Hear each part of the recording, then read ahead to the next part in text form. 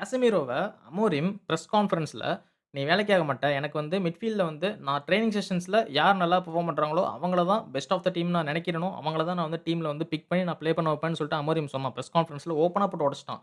அப்படின்னா என்ன அர்த்தம்? கேசமீரோ ட்ரெய்னிங் செஷன்ஸ்ல நான் எக்ஸ்பெக்ட் பண்ற மாரி அவன் சுத்தமா இல்லன்னு அர்த்தம். அடுத்த 2, 3 மேட்சஸ்க்கு அப்புறம் கேசமீரோ நல்லா பெர்ஃபார்ம் பண்ணி மேட்ச்க்குள்ள இருக்கு இல்லையா?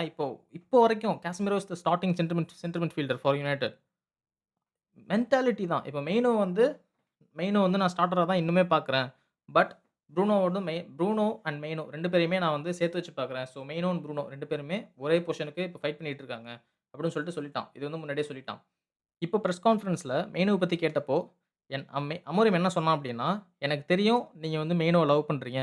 மெயினோ இங்கிலாந்தோட ஸ்டார்ட்டராவே இருக்கட்டும். பட் நான் மெயினோ வந்து இந்த டீமுக்கு செட் ஆக மாட்டான் அப்படின்னு நெனச்சேன் அப்படின்னா, மெயினோ செட் ஆக மாட்டான். நான் ஸ்டார்ட் பண்ண மாட்டேன். நீங்க மெயினோவ லவ் பண்றீங்க. இங்கிலாந்தோட ஸ்டார்ட்டரா இருக்கான் அப்படிங்கிறதுக்காக நான் மெயினோவ ஸ்டார்ட் பண்ண முடியாது." அப்படின்னு சொல்லிட்டு ஓப்பனா போட்டு உடைச்சுட்டான். இதே மாரி தான் கேசமீரோவுக்கும் சொன்னான். கேசமீரோ ட்ரெய்னிங் செஷன்ஸ்ல ஒழுங்கா பண்ணல. நான் எந்த பிளேயர் பெஸ்ட்டா இருக்காங்கன்னு நெனைக்கிறேனோ, அந்த பிளேயர் தான் உள்ள கொண்டு வருவேன்னு சொல்ட்டு, டோபி கோய்லர ப்ளே பண்ணான்.